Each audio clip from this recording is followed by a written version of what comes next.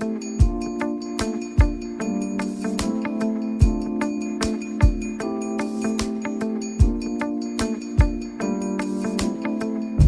look and stare so deep in your eyes. I touch on you more and more every time.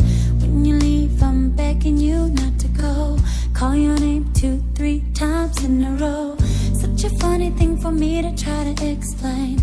How I'm feeling and my pride is the one to blame, yeah. But I still don't understand just how your love could do what no one else can. Got me looking so crazy right now. Your love's got me looking so crazy right now. Got me looking so crazy right now. Your touch got me looking so crazy right now. Got me hoping you page me right now. Your kiss got me hoping you save me right now. Looking so crazy in love. Got me looking so crazy in love. Oh, yeah.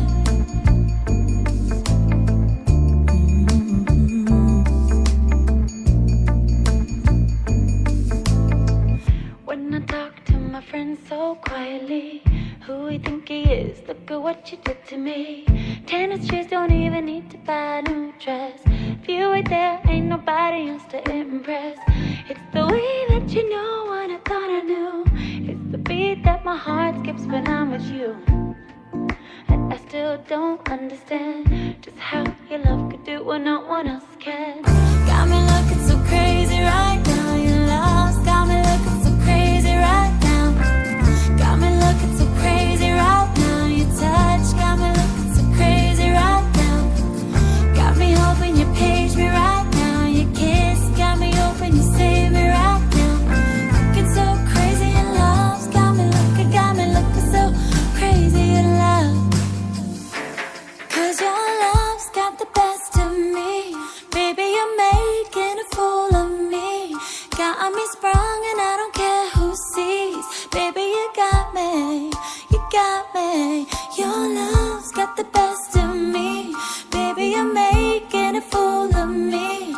Got me sprung and I don't care who sees. Baby, you got me. You got me. You got me. You got me. Got me looking so crazy right now. Your love's got me looking so crazy right now. Got me looking so crazy right now. Your touch got me looking so crazy right now. Got me hoping you page me right now. Your kiss got me hoping you save me right now. Looking so crazy in love. Got me looking so crazy in love.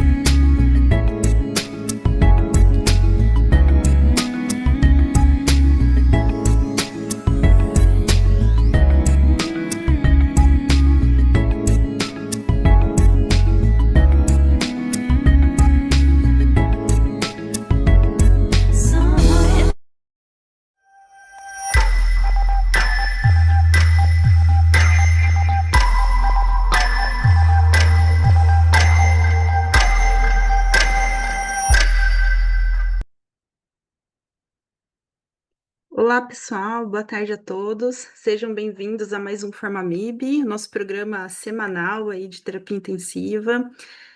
Hoje nós temos um tema super bacana, é HSA, isquemia cerebral tardia, um tema super importante aí nas nossas UTIs.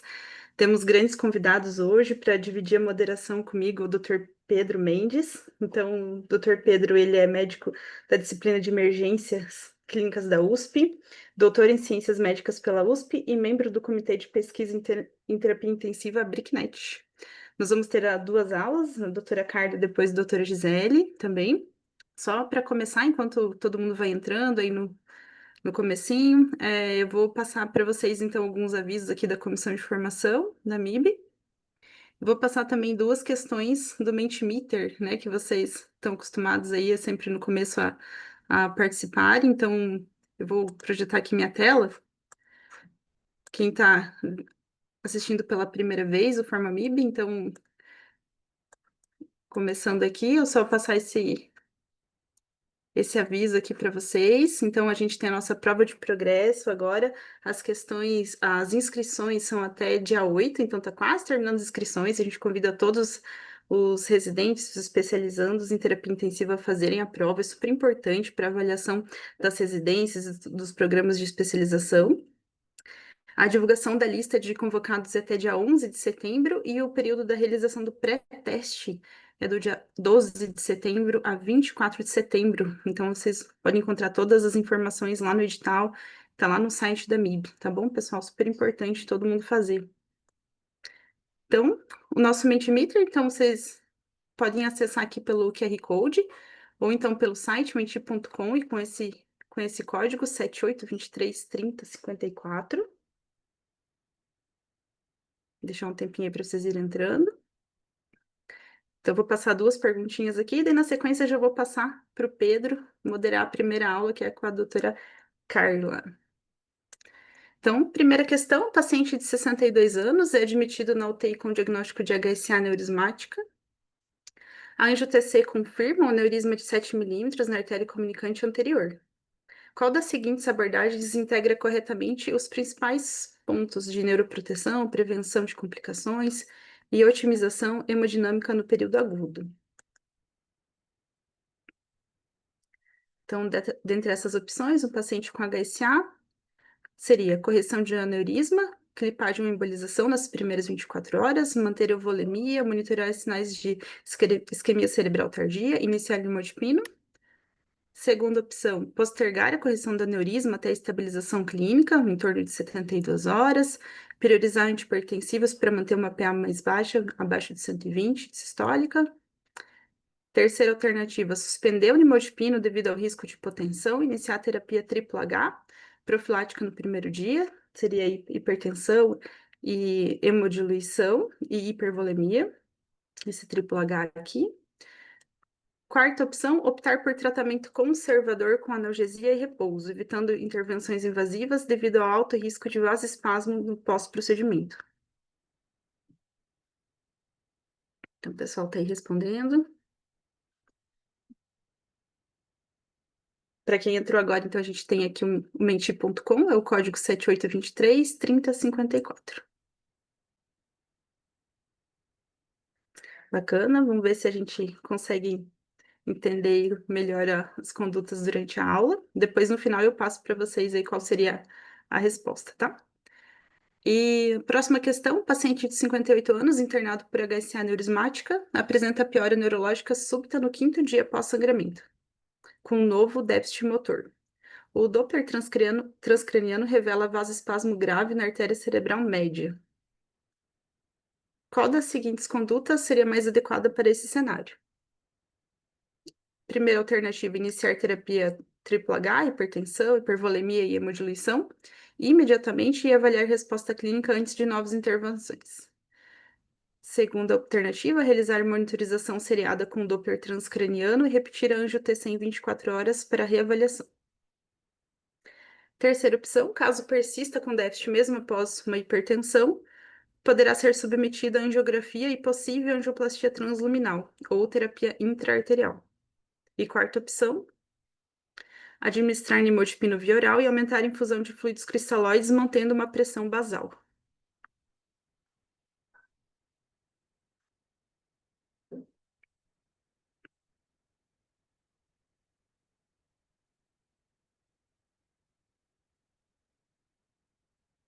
Bacana, pessoal, tá? Esse aqui deu mais dúvida. Pode ser que tenha mais uma certa também, né? Dá pra gente discutir depois. Vamos ver como é que vai aí o segmento na aula e a gente vê como é que se vai mudar nossas respostas no final. Bacana, pessoal. Então, eu vou passar agora para o Dr. Pedro. Ele vai começar a moderação da doutora Carla. Até daqui a pouco. Boa tarde, pessoal. Obrigado, Raíza e a Bibi, pelo convite. Acho que essas perguntas já mostram o quão interessante é o tema e quantos caminhos podem ter e o quão controverso é alguma dessas condutas. E aí isso faz todo sentido a gente entrar agora na aula da doutora Carla Minkowski sobre hemorragia subaracnoide aguda, os conceitos principais. A doutora Carla é professora da Universidade Federal de Ciência da Saúde de Porto Alegre, é médica intensivista titulada pela MIB, é neurosonologista titulada pela ABN do Hospital Cristo Redentor em Porto Alegre e instrutora do CITIM e do CITIM avançado aqui da MIB. Doutora Carla, obrigado por ter aceitado a aula e boa apresentação.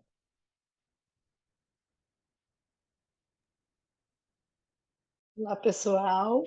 Então, agradeço aí a comissão organizadora, com a Raíssa, o Pedro e a Giovana e a Gisele, né, por estar aqui. Então, a gente dividindo esse tema, que eu já aviso que o meu conflito de interesse é que eu adoro hemorragia subaracnoideia, porque são ossos do ofício, eu trabalho num centro que tem, assim, de referência e tem bastante paciente com HSA.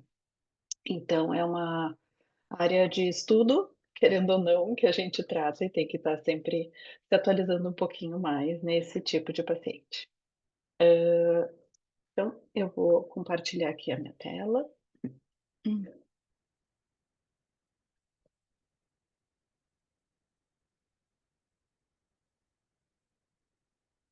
Então, aqui explicando um pouquinho, nós vamos abordar agora conceitos gerais e as questões ligadas à isquemia cerebral tardia, a gente vai ver depois com a professora Gisele.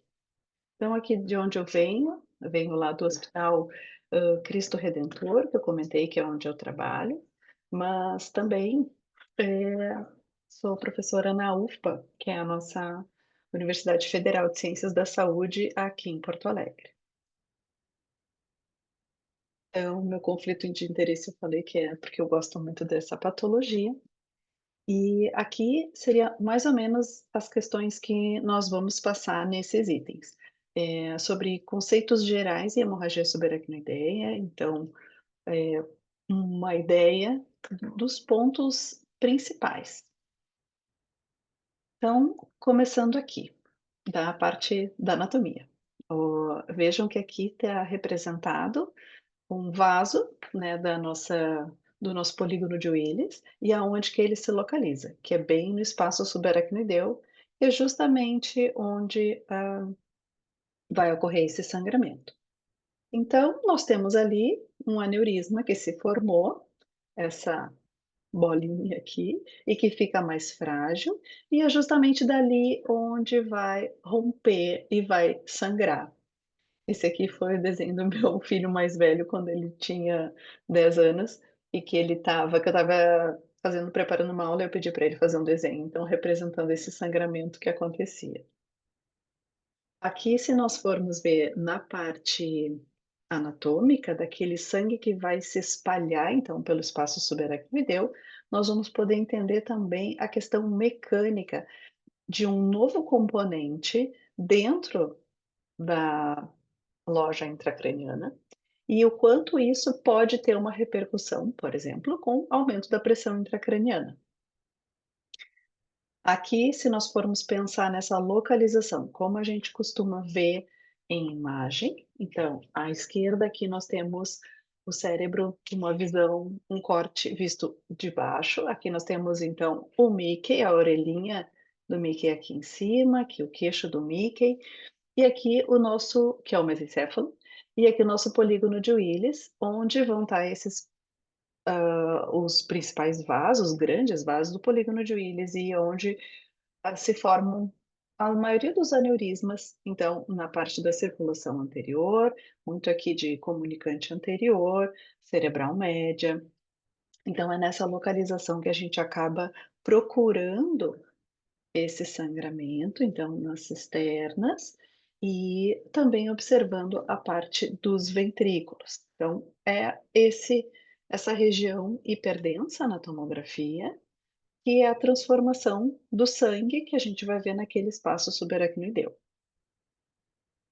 Então, pensando num contexto, essa é uma doença que atinge a nossa população de média idade, 2/3 são em mulheres, e aí pensando na importância, apesar dela ser muito menos prevalente que os outros correlatos de vascular, o AVC isquêmico e o AVC hemorrágico, ela tem um impacto que atinge essa população que está trabalhando, e quando ela deixa déficit, muito se precisa de recurso para poder recuperar, e em geral esse déficit não é pequeno. Então, aqui nós temos uma ideia assim aproximada de mortalidade, porque se a gente for considerar a epidemiologia local, isso pode mudar em regiões onde a gente tem uma população com uma maior taxa de aneurisma, então de hemorragia subaracnoideia, e locais que têm hã, centros, assim, bem desenvolvidos, que têm toda uma estrutura para esse manejo bom, e isso acaba reduzindo a mortalidade, quando esse manejo é adequado. Ao passo que nos locais onde nem se faz o diagnóstico corretamente, aí sim, né, a mortalidade esperada é maior. Então, nos centros mais desenvolvidos, se espera menos do que 20%, chega a 13% em alguns locais, 10% de mortalidade hospitalar. Já a mortalidade pré-hospitalar, ela é relacionada àquele momento do ictus, em que pode ocorrer uma hipertensão intracraniana tão grave por aquele sangramento no espaço subaracnoideu, que ela vai ser maior que a pressão arterial e pode ser que o paciente não recupere a sua pressão arterial para poder ficar maior do que a pressão intracraniana novamente. E o paciente já pode morrer desde esse primeiro sangramento. Ou então, se ele não for tratado esse aneurisma que ficou com esse orifício aberto, pode ressangrar e aí sim, a pessoa acabar morrendo antes mesmo de chegar na assistência hospitalar.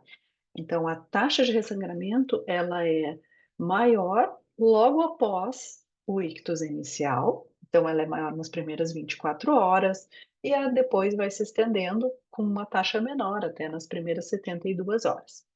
Por isso que tem aquela ideia do guideline anterior, lá de 2013, em que tinha uma meta de tratamento do aneurisma até essas primeiras 72 horas, que seria um momento de maior risco do ressangramento acontecer, então teria até esse tempo para tratar.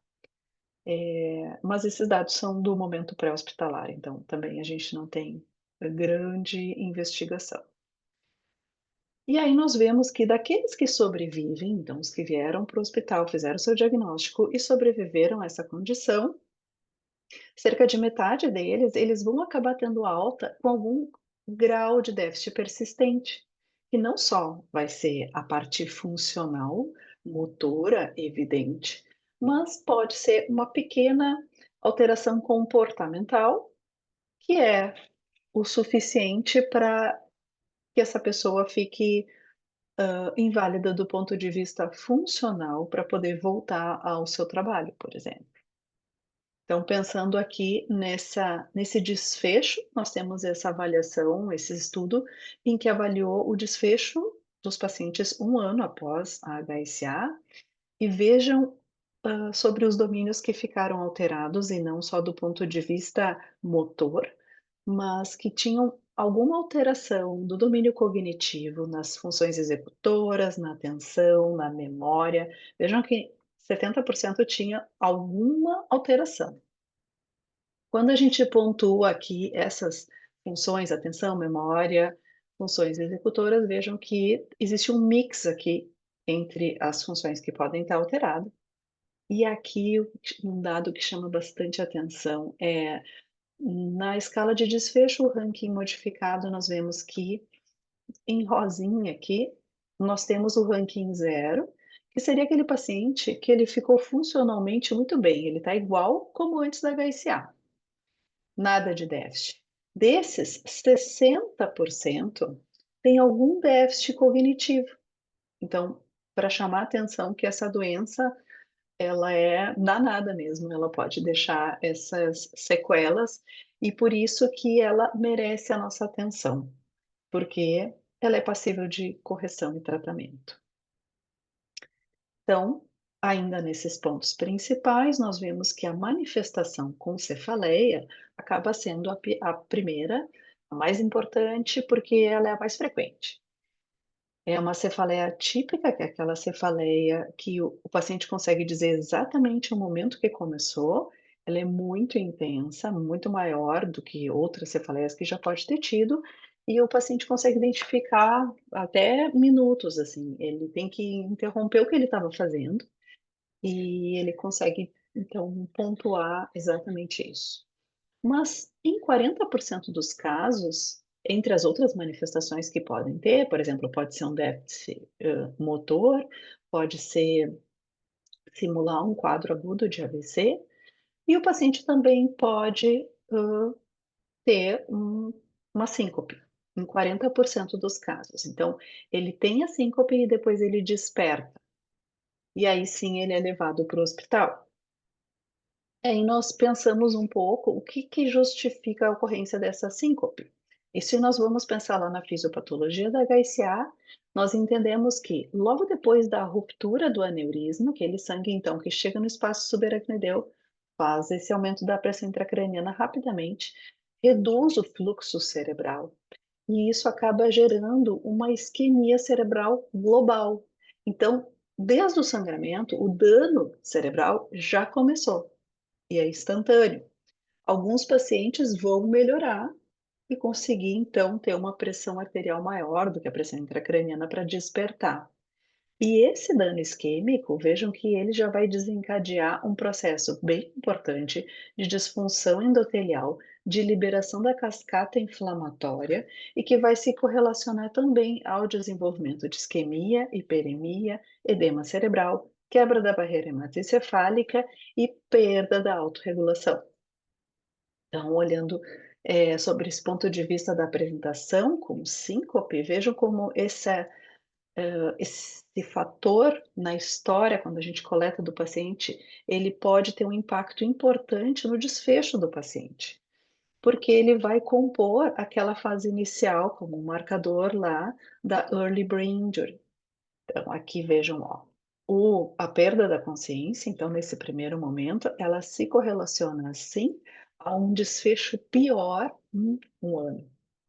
E também se correlaciona a esse edema que pode acontecer nesse momento inicial.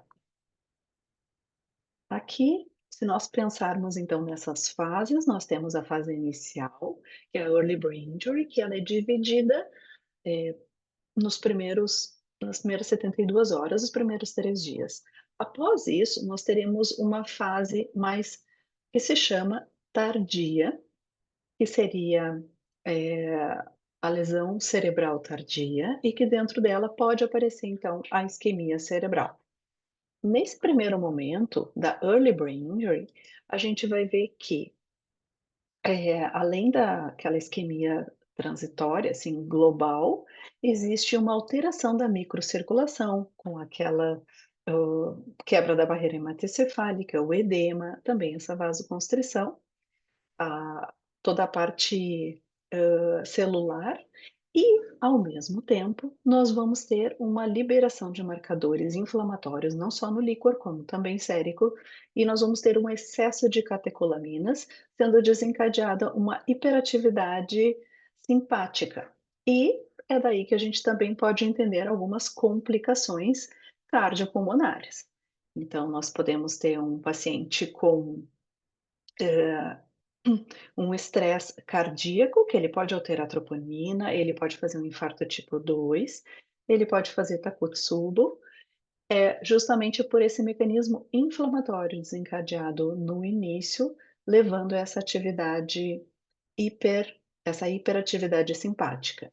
A tendência é que esse paciente fique, por vários motivos, hipertenso como manifestação nesse primeiro momento e uma hipertermia. Então, esse paciente parece que está com uma febre, está com febre, mas isso não é infeccioso, é uma manifestação inflamatória. E aqui, quando nós vamos atrás dessa questão inflamatória, entendendo então, representado aqui nesses desenhos todos esses processos que acontecem de neuroinflamação, essa vasoconstrição também cerebral, dos vasos cerebrais, e aqui nós temos um importante achado, que é esse edema cerebral, como uma manifestação da early brain injury. E isso a gente já pode ver na tomografia inicial, que ocorreu então logo após o ictus. Então, se a gente fosse juntar aqui a early brain injury, como que ela pode se manifestar? Seria aqui, em cima, então, nesse quadro, como aqueles pacientes de alto grau, que na classificação de Hunt-Hess ou WFNS são os valores mais elevados, são aqueles pacientes que estão em coma, são os pacientes com mais grave foram afetados.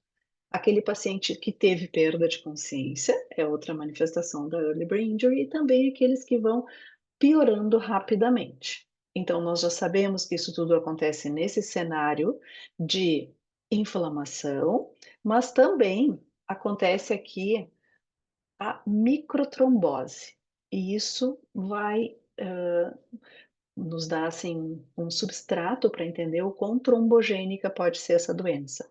Então parece uma coisa meio dissociada, nossa, como assim uma hemorragia, mas ela é sim trombogênica, mesmo como no trauma, né? Ele acaba sendo trombogênico.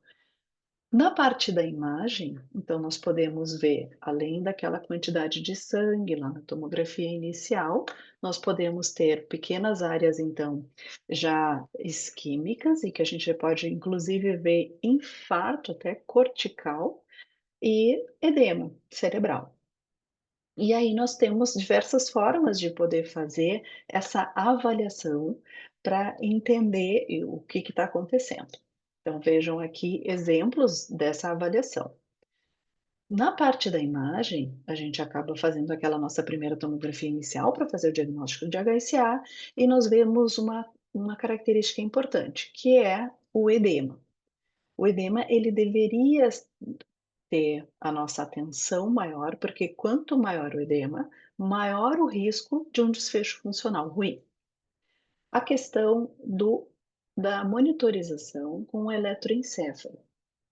O que a gente costuma fazer habitualmente é o eletroencefalo convencional, idealmente contínuo, ele é recomendado pelos guidelines, mas a forma da gente conseguir detectar aquela alteração que é a despolarização cortical alastrante seria com o eletroencefalo invasivo. Então, seria uma forma da gente identificar o paciente que está evoluindo com a despolarização cortical alastrante. E aqui nós temos também, para entender melhor esses neurotransmissores e toda a parte bioquímica, pode ser feito então a coleta por microdiálise desses componentes e aí a gente poder fazer esse entendimento. Então, nem sempre a gente vai ter no nosso meio a microdiálise, que já é um pouco mais difícil, e o eletroencefalo invasivo, mas nós podemos ter ao menos um eletroencefalo convencional e a tomografia inicial, que todos teremos. E aí, entendendo um pouquinho dessa conexão com esses fatores que ocorreram na early brain injury, a gente vê então aqui nesse artigo, que a doutora Gisele também participou, do Léo, ele mostra o quão esses coágulos podem formar esse trombo no vaso, interromper a circulação e acabar dando uma isquemia junto, então por microêmbolos, e não necessariamente pelo estreitamento do vaso. Pode ou não ter o estreitamento do vaso. Aí nós entendemos por que às vezes um paciente pode ter vasoespasmo ou não numa região, e ele pode acabar evoluindo com um infarto numa outra região que o vaso estava até aberto, porque provavelmente se formou, então, um trombo naquela região, e ele tem um infarto longe da área onde foi a ruptura do aneurisma ou onde ele está tendo o vasoespasmo. Então, aqui a gente já tem esse entendimento dessa importância do que ocorreu lá na early brain injury. Aqui nós temos a nossa guia, os nossos guias, então, de tratamento da HSA, que eles foram publicados em 2023. Depois de 10 anos, eles foram atualizados e vejam que a diferença entre eles, eles foram publicados, então, esse guideline da Neurocritical Care e da American Heart Association, com pouco tempo entre eles, assim, de mês, e o que eles analisaram, a diferença entre eles é a forma como eles juntaram as informações, o que que se tinha até agora, usando a escala GRADE e usando o nível de evidência para a gente classificar o que fazer no manejo da HSA. E aqui no guide da American Heart, vejam que é bem destacado a questão da early brain injury e essa necessidade de uma ressuscitação inicial, de um diagnóstico rápido, de fazer todas as medidas para evitar o ressangramento, de manejar a hipertensão intracraniana se tiver, e obviamente se o paciente se apresentar com uma convulsão, da gente poder tratar. E depois sim, as outras funções que acabam vindo numa abordagem mais multissistêmica, num momento secundário. Então, aqui agora eu vou trazer alguns pontos que são fundamentais para esse nosso raciocínio, porque os guidelines já estão aí, imagino que vocês já tenham lido, então também não vou ficar fazendo uma coisa que vocês já viram. Mas só vou salientar a importância que tem isso no nosso meio do diagnóstico da característica da cefaleia. Então, aquela cefaleia muito característica de hemorragia subaracnoideia, que é aquela cefaleia súbita, muito intensa, infelizmente, nem sempre ela é bem reconhecida. Então, eu acompanho, assim, no nosso centro, que é um centro de referência, o quão esse paciente fica à margem de uma linha de frente que muitas vezes não encaminha adequadamente esse paciente. Dá um analgésico comum, pede para voltar para casa. Agora, essa semana mesmo, a gente recebeu uma paciente que ela foi em 3 locais antes de conseguir chegar na emergência do nosso hospital, para então ter a sua HSA reconhecida, em locais que tinham tomografia e que não fizeram, não levaram a paciente para tomografia. Então, apesar disso, parece tão básico esse reconhecimento da cefaleia. E aí tem uma regra, que é a regra de Ottawa, que isso foi batido então no guideline, como essa regra, quando a gente tiver alguma dessas características com a cefaleia, isso sugere muito fortemente a HSA, e esse paciente deve fazer uma tomografia de crânio para poder investigar e identificar a hemorragia subaracnoideia. Então, aquela cefaleia nesse pico instantâneo, em thunderclap, em especial acima dos 40 anos, que teve essa perda de consciência associada, que tem essa rigidez de nuca pelo sangramento. Então, pode ter iniciado também durante o exercício, e isso é fundamental para que esse paciente que tem essa característica seja encaminhado para a tomografia e a gente consiga reconhecer a nossa hemorragia subaracnoideia. Nessa primeira tomografia, que é quem vai dar o diagnóstico tomografia sem contraste, que vai nos mostrar essa área brilhando, onde a gente tem o sangue, então, a gente vai usar para a classificação inicial, que o mais recomendado é a classificação de Fisher modificado, que é em relação à quantidade de sangue que a gente tem no espaço subaracnoideu, se é muito fininho ou ele é mais espesso, e se tem sangue nos ventrículos ou não. Então, aqui um Fisher 4, que seria nosso pior cenário, né, com sangramento no parênquima, nos ventrículos, no espaço subaracnoideu. E agora chamo atenção para um outro detalhe que nem sempre era muito enfatizado, que é uma avaliação dessa tomografia inicial, além da parte do sangramento, o edema que a gente deve buscar. Então, essa é uma publicação um pouquinho mais antiga, mas que ela mostra aqui, que é a classificação de SEBES, desse grau de edema que nós podemos ter e como isso se associa com o desfecho funcional do paciente. Então, aqueles pacientes que têm pouco edema, como essas tomografias de cima, o SEBES 0 a 2, pouco edema, esses pacientes tiveram menos chances de ter um desfecho ruim do que aqueles pacientes que tinham mais edema, que seriam essas tomografias. Então, isso já é um marcador precoce da early brain injury e que está diretamente relacionado ao desfecho desse paciente.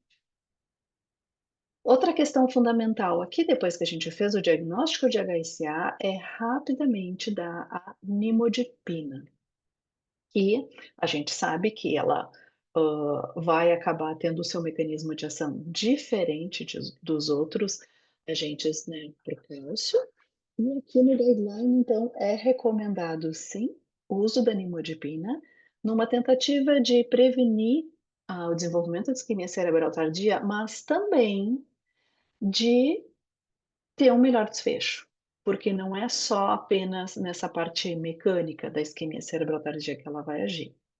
E aqui nós temos, então, essa ideia que, além de reduzir o risco, ela melhora o desfecho funcional. Esse estudo do ano passado, então, depois do guideline, ele reforça o quão a nimodipina pode ter outros mecanismos de ação que vão acabar tendo um impacto no desfecho do paciente. Então, além do desfecho funcional, além dessa questão só da isquemia cerebral tardia. E uma coisa importante é que se o paciente desenvolveu isquemia cerebral tardia, provavelmente ela, enfim, não conseguiu prevenir, mas a gente não tem autorização para retirar ela da prescrição. Então, a nimodipina, lembrando que nós vamos usar lá os seus 60 miligramas de 4 em 4 horas pelos primeiros 21 dias depois do ictus. E não é porque o paciente desenvolveu essa complicação da isquemia que nós vamos retirar da prescrição, mas esse artigo também ele reforça que os pacientes que desenvolvem a isquemia a despeito do uso da nimodipina é porque pode ter um efeito diferente para cada paciente, também em relação à absorção. E aí, seria assim a nossa meta principal no tratamento do aneurisma, aí já respondendo aquela primeira questão, é de fato, na HSA, a nossa meta é investigar se essa hemorragia subaracnoidea espontânea foi de uma fonte aneurismática, onde está esse aneurisma e tratar esse aneurisma. Esse aneurisma precisa sair da circulação. Quando? O mais rápido possível. Não fez diferença estudos que mostraram uma ultra rapidez, mas pelo menos dentro das primeiras 24 horas. Então, isso mudou em relação ao guideline anterior, que nos deixava uma margem assim de tolerância nas primeiras 72 horas, e se viu que não. O ideal mesmo, então é uma indicação 1 aqui, é que o paciente tenha o seu aneurisma excluído da circulação nessas primeiras 24 horas. Qual tratamento seria melhor? A clipagem cirúrgica ou a embolização? Vai depender um pouquinho das características do paciente. Um paciente que tem um tempo de sobrevida maior, que é um paciente mais jovem, talvez valha a pena algo mais duradouro, como a cirurgia. Mas, por outro lado, tem pacientes que não vão tolerar uma cirurgia, como a craniotomia, e a parte da embolização acaba sendo menos invasiva. Então, se para o paciente as características individuais tanto faz um método ou outro, e o centro onde o paciente está é um centro que tem os dois métodos e faz de forma boa, o paciente preferencialmente vai para a embolização. Muitas vezes na arteriografia, que é o padrão ouro, que o paciente pode ser encaminhado, então, nessa investigação do aneurisma onde está, já pode-se, na hemodinâmica, faz a arteriografia e já poderia, então, ter o seu aneurisma tratado ali mesmo, nesse primeiro momento. A questão, então, que levou a mostrar que esses resultados podem ser equivalentes em termos de desfecho funcional para os pacientes. Então, foram os estudos o Barrow e o SAT, que com muitos pacientes mostraram que um desfecho mais a longo prazo, ele acaba sendo funcionalmente o mesmo para esses pacientes. Então, a gente vê que é colocado no guideline essa importância do tratamento do aneurisma precoce, dentro das primeiras 24 horas, e além do tratamento do aneurisma, o que faz a diferença? Esse paciente está numa unidade neurocrítica dedicada, uma equipe multiassistencial treinada em tratar o neurocrítico. E se viu que é isso, então esses são os pontos assim principais que fazem diferença no desfecho desse paciente. Para isso, o centro onde deveria ser encaminhado esse paciente é um centro de alto volume que tenha experiência, seja com o tratamento com hemodinâmica, seja o tratamento cirúrgico e também a nossa UTI neurocrítica. E aí aqui eu trago algumas informações assim a respeito das principais mensagens dos guidelines. Então, primeira dela é que a gente precisa, esse paciente, depois que a gente fez o diagnóstico de HCA, ser encaminhado rapidamente para um centro de referência. Antigamente o guideline mostrava que deveria se tratar um centro de referência com experiência pelo menos 30 casos ao ano de tratamento de HCA neurismática para ser considerado um centro de referência. O último guideline já não coloca tanto isso, até porque entrou muito a questão da embolização aqui como mais uma alternativa. E os primeiros dados não tinham essa comparativa. Então, nós precisamos, nas primeiras 24 horas, identificar o aneurisma e tratar o aneurisma. Claro que aqueles pacientes que eles já são moribundos, que eles chegam num estado assim quase morrendo, ou que já tem uma limitação funcional muito importante, nós não vamos oferecer esse tipo de tratamento. Em relação ao uso de anticonvulsivante, se o paciente já se apresentou no quadro, a gente vai tratar como uma convulsão, mas o que a gente quer ver é o quanto que ele precisa ou não ficar com a parte preventiva.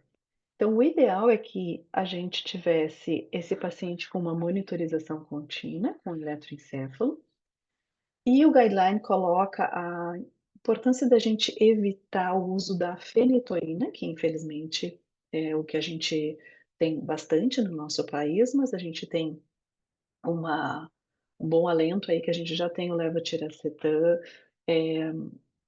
também como uma excelente alternativa, com menos efeitos adversos que a fenitoína, é para uso enteral.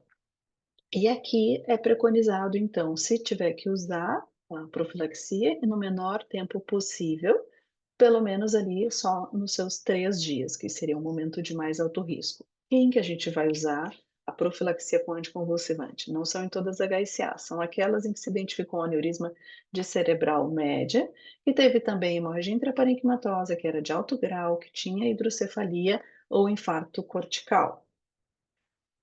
Outra questão que a gente também vai cuidar é que esse paciente tenha os cuidados como os outros neurocríticos, esses pacientes de alto grau que vão estar em coma, uma ventilação protetora. A gente precisa cuidar da profilaxia da trombose venosa profunda, nesse momento, antes do tratamento do aneurisma, com pelo menos as botas de compressão do retorno venoso, mas depois, logo, nas primeiras horas, logo após a embolização, já iniciar com heparina, ou no dia seguinte no dia seguinte da cirurgia também com heparina. A pressão arterial ideal, ele é um pouco individualizado para o momento que o paciente está.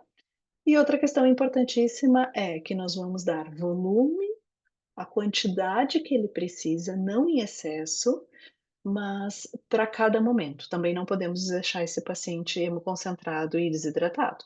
Então, a terapia de volume guiada por meta foi o que se mostrou mais efetivo. Aqui só em relação ao levetiracetam, então, nessa revisão sistemática, para essa parte da profilaxia, então, é importante lembrar que aqueles pacientes que são os mais graves, então, sim, que eles vão de fato precisar usar. E aqui, seguindo as nossas outras mensagens, seria: nós vamos ter que monitorizar o momento de aparecimento de uma outra complicação, que é a isquemia cerebral tardia.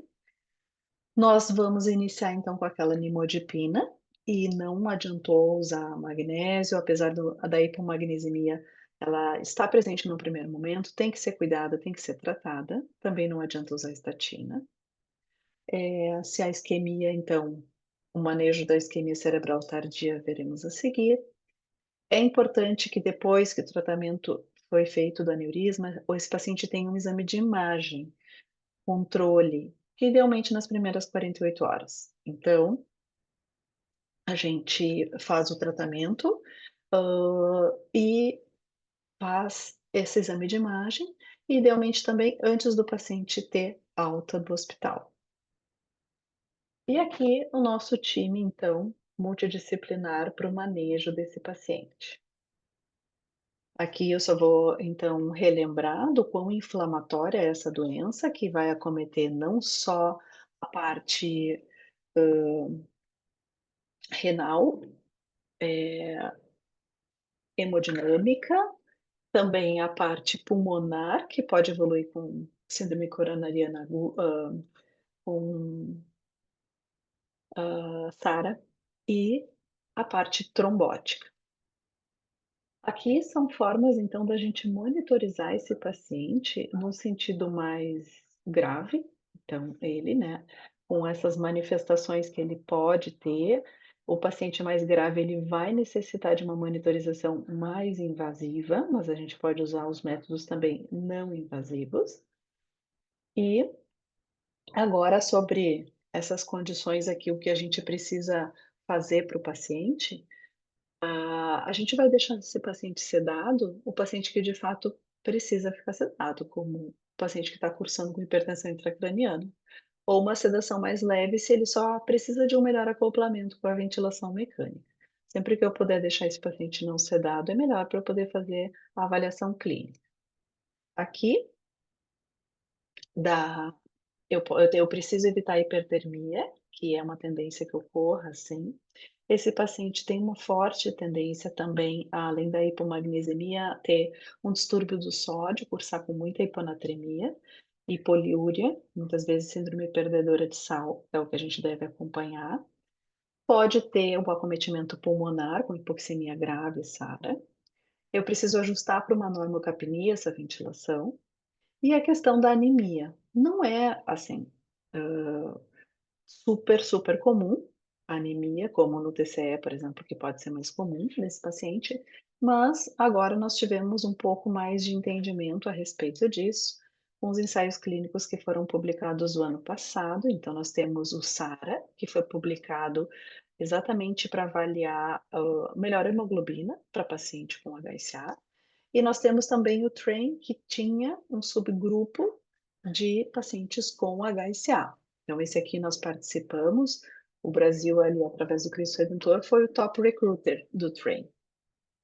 Sobre o SARA, infelizmente, esse estudo, então, ele envolveu apenas países desenvolvidos, mas infelizmente ele não mostrou diferença quando a gente avalia os pacientes que ficaram no grupo de hemoglobina 8 ou 10. Então, aqui não teve diferença entre os grupos em relação ao desfecho funcional. Já o TRAIN, ele envolveu, então, países também em desenvolvimento. Aqui é um geral, assim, desses pacientes, a meta era hemoglobina 7 versus 9. E aí ele realmente teve diferença, mais favorável, então, para uma hemoglobina em 9. Depois teve um outro estudo, então, uma subanálise só dos pacientes com HSA do TRAIN, e que de fato ela não mostrou. Então, vejam que são pacientes bem graves, né? 70% deles são de alto grau. Não mostrou essa diferença exatamente entre manter a hemoglobina em 7 e 9, mas quando a gente faz a avaliação com os outros parâmetros, por exemplo, DCI, aí teve sim uma diferença favorecendo o grupo que manteve a hemoglobina em 9, uma estratégia mais liberal. Aqui só lembrando, né, dos nossos complicadores, então a hidrocefalia deve-se colocar a DVE prontamente, a hipertensão intracraniana, que a gente tem que vigiar e tratar, como os outros neurocríticos, a convulsão, que não é pouco. A infecção, principalmente nos pacientes com DVE, que pode ter ventriculite e meningite. O manejo da pressão arterial, que acaba sendo bem, assim, desafiador, porque num primeiro momento, enquanto o paciente não teve ainda o seu aneurisma tratado, nós temos que cuidar para ele não ficar com muita labilidade pressórica e muito hipertenso. O limite superior, antigamente se dizia que era até uma sistólica de 160 milímetros de mercúrio, mas na verdade isso precisa ser individualizado. O distúrbio eletrolítico, que vai estar frequente, e esses pacientes mais comprometidos que podem estar dependentes da ventilação mecânica. Então, aqui só para lembrar as nossas principais complicações aqui, que elas precisam ser vigiadas nesse paciente. Aqui, de novo, estão elas, então, nessa revisão com a professora Chiara Arroba, lembrando ainda da convulsão e da isquemia cerebral tardia. E aqui, nessa mesma revisão da professora Chiara Arroba, ela coloca, então, toda essa questão sistêmica de novo, que a gente já viu que pode acontecer, além dos mecanismos pertinentes exatamente à parte cerebral. E, fechando, assim, sobre essa questão de separação da early brain injury, aqui com os experts, o professor Taccone, a professora Chiara Arroba, nesse comentário eles colocam como a gente deveria considerar outros parâmetros, que não só esse foco na isquemia cerebral tardia, mas também nessa fase como a lesão cerebral tardia, e não só isquemia cerebral tardia. A isquemia seria uma parte, mas que a gente tem várias outras ocorrências nesse momento, após aquelas primeiras 72 horas. Então, a gente tem que ter um entendimento um pouquinho mais amplo sobre esse fenômeno, o quanto da early brain injury impacta nesse segundo momento, e que nem tudo de complicação é apenas isquemia, e para a gente ter também essa avaliação multimodal muito presente, e provavelmente uma extensão maior para os países ainda em desenvolvimento que não têm tantos recursos invasivos. Aqui de perspectiva, provavelmente no futuro nós vamos ter uma avaliação melhor com biomarcadores e a gente vai poder ter uma identificação mais precoce dos pacientes que vão ter um risco maior de desfecho ruim. E resumindo, então, o que que a gente precisa fazer para o nosso paciente? A gente precisa estabelecer metas de tratamento, tratar ele com protocolos, isso realmente fez diferença no desfecho, treinar nossa equipe e medir se os nossos resultados estão adequados, como um PDCA aqui na nossa avaliação. Então, era isso, pessoal. Fico aqui à disposição aí para algum comentário. E já faço o convite também para o nosso congresso que nós teremos, o ICP, que é um congresso mundial de hipertensão intracraniana, que vai ser aqui do nosso lado, pelo menos do lado do Rio Grande do Sul, que é Punta del Este. Muito bonito, para quem não conhece, é muito interessante. E vai ser de 27 a 30 de outubro. Perfeito, Carla. Obrigado pela aula. Eu não sei se a doutora Raíza pode colocar, se a gente tem espaço para uma ou duas perguntas. Raíza, podemos seguir? Algumas perguntas ou vamos para a próxima aula? Pode. Pode sim, Ok. Pedro. Chegou uma questão no QIA agora, você pode fazer sim. Questão. Perfeito. No QA veio uma dúvida, Carla, sobre o uso de Diamox em pacientes com hidrocefalia, acetazolamida. Então, é alguma conduta que você faz de rotina? Como que você sugere? Cefalia da HSA, o preconizado é realmente a colocação de uma derivação ventricular externa. É uma questão bem mecânica da questão do sangramento que aconteceu e que pode ser que ele faça hidrocefalia não só quem tem hemoventrículo, mas o recomendado é a colocação da derivação ventricular externa.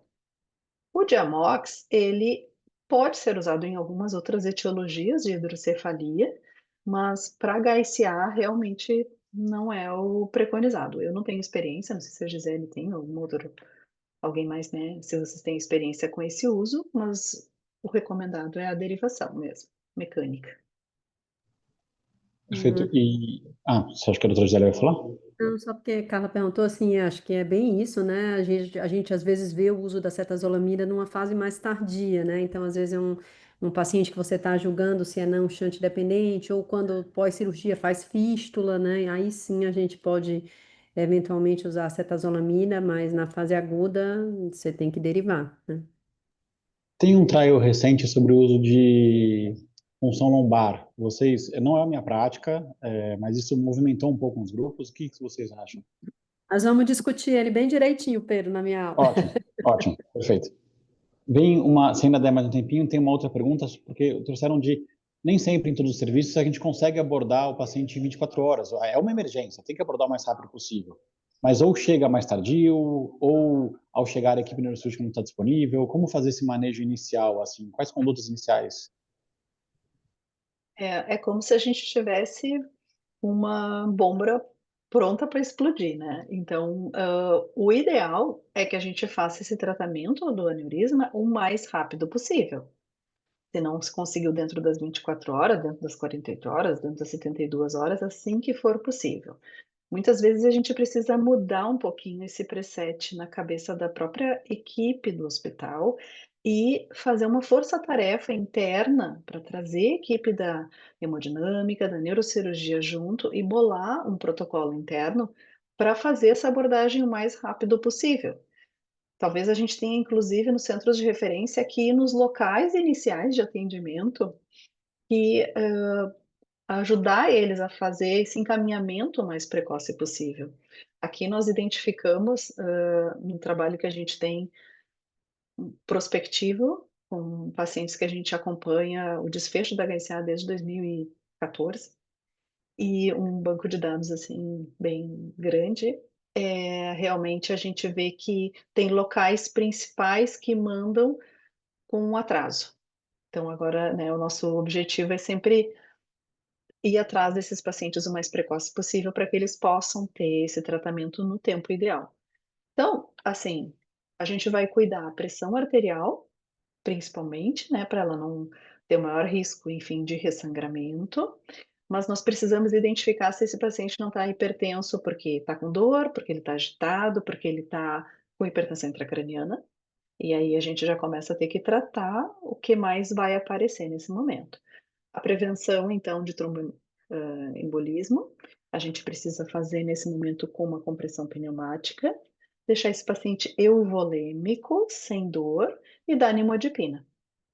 Então, mais ou menos seria um pacote, assim, mínimo, né, além dos outros cuidados, de ver eletrólitos, outros ajustes, por exemplo, entubar um paciente como qualquer outro neurocrítico, um rebaixamento do nível de consciência, eventualmente colocar a sua DVE, se ele está desenvolvendo hidrocefalia, colocar um catéter de hipertensão intracraniana, se esse paciente realmente é um paciente em coma de alto grau, e poder colocar eventualmente até no próprio DVE, a monitorização da pressão intracraniana, né, então lembrar que a gente tem esse recurso, nem todo mundo tem o catéter intraparenquimatoso para colocar e a fazer a avaliação da PIC, mas quem tem DVE, tem como fazer essa avaliação pelo próprio sistema de DVE, colocando um domus como o da pressão arterial, identificar se esse paciente tem hipertensão intracraniana ou não.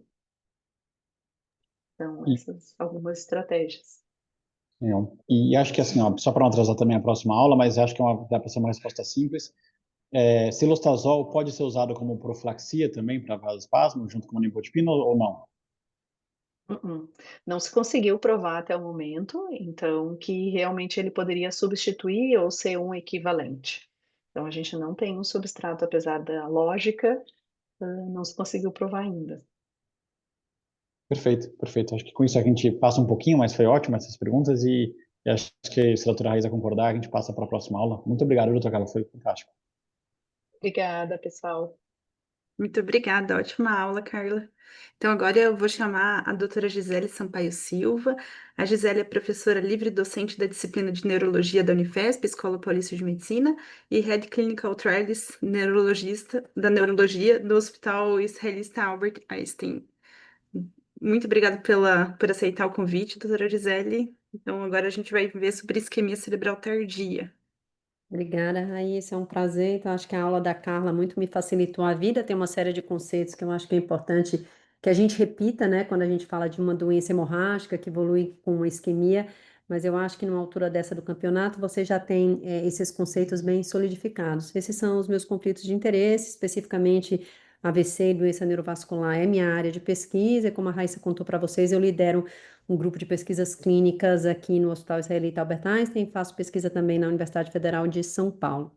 Então, eu acho que esse diagrama, né, de um artigo publicado pelo Ayrton Leonardo, que foi meu aluno de doutorado, eu acho que ele ilustra muito bem, né, uma doença que começa com um problema hemorrágico, com a ruptura de um aneurisma, e aqui a gente está falando de HSA aneurismática, e esse momento inicial da ruptura, ela é durante muitas vezes ignorado, e eu acho que assim, as isquemias que a gente vê tardiamente no paciente com HSA, muitas vezes podem ser fruto, né, daquela hipoperfusão importante que a Carla contou para vocês que pode acontecer, e infelizmente a gente não tem muito o que fazer, né? Então, quando o paciente chega para a gente, tudo isso já aconteceu, o que a gente pode é mitigar a progressão daquela lesão quando o paciente chega na sala de emergência.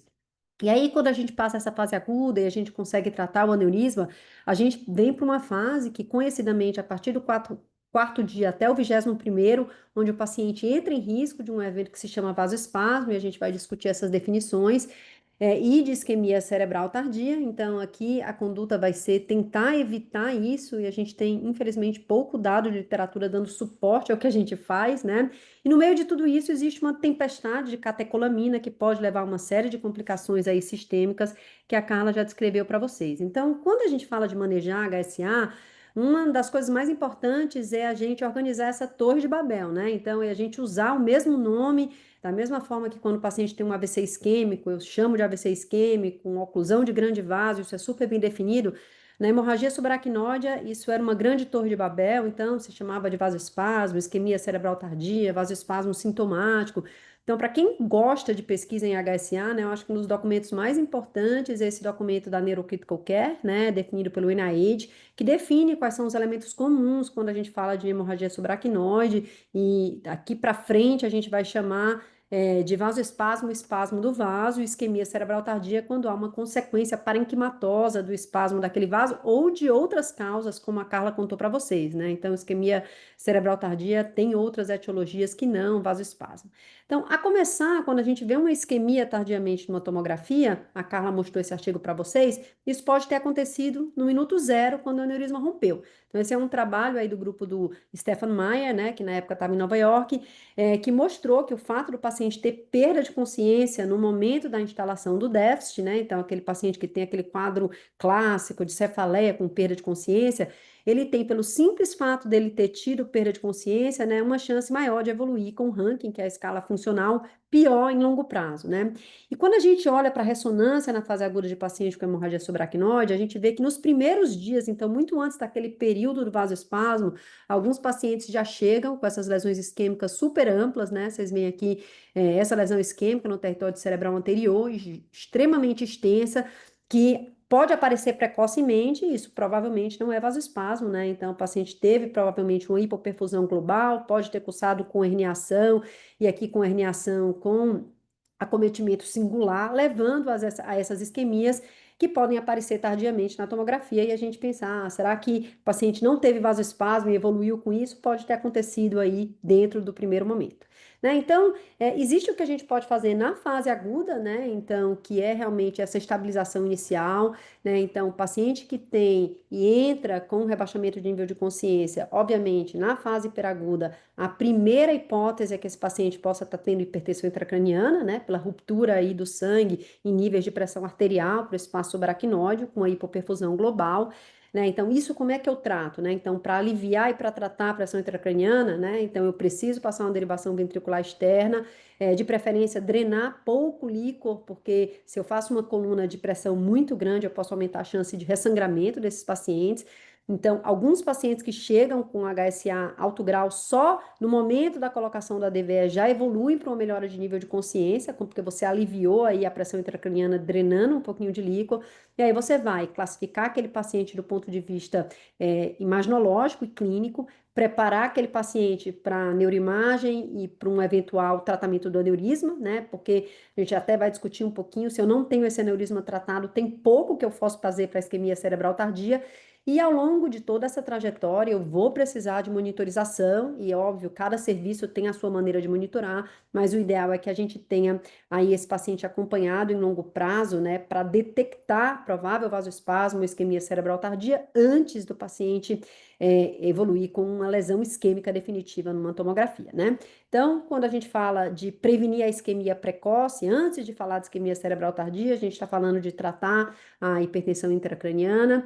Hoje, assim como a Carla, né, a gente também trabalha muito com o entendimento de que a pressão intracraniana como número só, ela pode não ser suficiente para a gente detectar o paciente em risco de evoluir com isquemia, então a gente tem trabalhado muito também com essa tecnologia do Brain for Care, que é uma tecnologia que nos permite detectar a alteração da complacência cerebral, quando a gente vê uma alteração da curva, né, de pressão intracraniana, quando P2 fica maior do que P1, e a gente talvez deva valorizar isso nos nossos pacientes. Aqui um trabalho aí do Fabiano Molin, que trabalha com a gente na Unifesp, mostrando que esse método não invasivo, ele tem aí uma excelente sensibilidade para detectar, especificidade para detectar hipertensão intracraniana nos pacientes com hemorragia subaracnoide. Esse é o trabalho de doutorado do Fabiano, que teve a maior parte dos pacientes analisados com a hemorragia subaracnoide. Então, na fase aguda, é aquele feijão com arroz, gente. Eu vou estabilizar o paciente, então é um paciente que pode ter alteração da capacidade de proteção de via aérea, então posso precisar ventilar, pode fazer edema pulmonar neurogênico, né? Pode fazer miocardiopatia por excesso de catecolamina, Takotsubo pode acontecer. Então, ele chegou, eu estabilizo, protejo via aérea, faço a imagem, considero se tem rebaixamento de consciência a possibilidade de passar uma derivação ventricular externa. Nesse momento, alguns setores e alguns serviços fora do Brasil têm a capacidade de passar a DVE na sala de emergência, sem precisar levar o paciente aí para um centro cirúrgico. Até eu clipar o aneurisma, eu vou ter que ser muito moderado aí com a pressão arterial, porque existe uma correlação entre nível pressórico e risco de ressangramento, então a gente tenta deixar uma pressão sistólica abaixo de 160. É um paciente grave, eu preciso de PA invasiva nesse doente. Então, se eu estou monitorando, se tem rebaixamento de consciência, né, e eu passei uma DVE, eu vou seguir bem de perto aí a pressão intracraniana desse paciente, e aí ele vai entrar numa fase em que eu vou considerar o tratamento do aneurisma e vou considerar a monitorização para isquemia cerebral tardia, né? Então, a aplicação das escalas é super importante dentro dos serviços, né? Então, quem está dentro de UTI sabe, a gente usa a escala de Glasgow, a escala de Forr, então não é diferente da hemorragia subaracnoide. Hoje, em termos de pesquisa, a recomendação é que a gente use mais a World Federation of Neurological Surgeons, quando comparada com o Hunt-Hess. Hunt-Hess é uma escala de 1968, né, que foi desenhada aí com dados de tratamento antigo, então a gente não tinha tratamento endovascular, né, então tem uma correlação um pouquinho pior aí com prognóstico em longo prazo, enquanto a WFNS é uma escala que usa uma escala que a gente está acostumado a usar, que é o Glasgow, e a presença ou ausência de déficit motor, né? Então, o ideal é que a gente tenha aí a possibilidade de usar uma escala de documentar para saber a gravidade aí do nosso paciente. Fiz a tomografia de crânio, a Carla já mostrou passo a passo na fase aguda, né? Aqui é só para lembrar para vocês que nesses primeiros minutos eu já posso ter isquemia, né, devido à hipertensão intracraniana, né? Vou tentar detectar aqui o culpado da hemorragia subaracnoide, né? A gente pode operar esses pacientes só com angiotomografia, se está muito bem definido. Se houver dúvida, o ideal é fazer o exame diagnóstico ouro, que é a angiografia digital. Então, esse é um trabalho super antigo aí da década de 80, mas que ilustra para a gente aí esse período de maior risco de ressangramento, mas aqui sempre lembrar, gente, que esse risco ele não zera depois das 48 horas, né? Então, ele é cumulativo, o paciente continua tendo risco, então é por isso que a gente não pode usar as medidas que a gente usa para tratar a isquemia cerebral tardia quando eu tenho um aneurisma que está roto e não está tratado. Então, eu preciso tratar o aneurisma para conseguir tratar adequadamente o paciente com isquemia cerebral tardia. Então, essa diretriz da American Heart Association, ela foca muito nesse pré-hospitalar, né, da identificação precoce. É um problema no Brasil, então na Unifesp a gente também pega uma série de pacientes que foram a 2, 3 hospitais antes de rebaixarem o nível de consciência para fazer o diagnóstico, né? Muitas vezes vão em UPA, recebem um diagnóstico de enxaqueca e a gente perde a chance de tratar esses pacientes. Então, a importância de ter esse reconhecimento precoce. A gente fala muito em métrica, em AVC isquêmico, né? Tempo porta-agulha, porta-imagem. Então, a gente também tem que ter essas métricas para hemorragia subaracnóide. A gente não tem essa urgência de tratar o aneurisma dentro das primeiras 6, 8 horas. Pelo contrário, o ideal é estabilizar o paciente primeiro, mas o ideal é tratar dentro das primeiras 24 horas, e a Carla já discutiu aqui as técnicas, né? Então, cirurgia endovascular, melhor que tem no seu serviço, e depois se focar nesse tratamento pós-agudo, porque uma série desses pacientes que saem caminhando, falando, tem déficit cognitivo importante, e a ideia é que a gente consiga mitigar isso, colocando o paciente numa unidade correta e aplicando aí os protocolos para prevenção das complicações, né? Então, com relação aí à incidência de ressangramento, né, a gente falou um pouquinho sobre esse nível pressórico. Muito cuidado, porque se o paciente tiver hipertensão intracraniana e realmente eu abaixar muito a pressão arterial desse paciente, então eu vou piorar a hipoperfusão cerebral, né? Então, esse número de abaixo de 160 vem desse estudo, que é um estudo mais ou menos antigo, não é um estudo randomizado controlado, mas é um nível que a gente usa. Inclusive, as últimas diretrizes já são um pouco mais frouxas em recomendar em um número específico, né?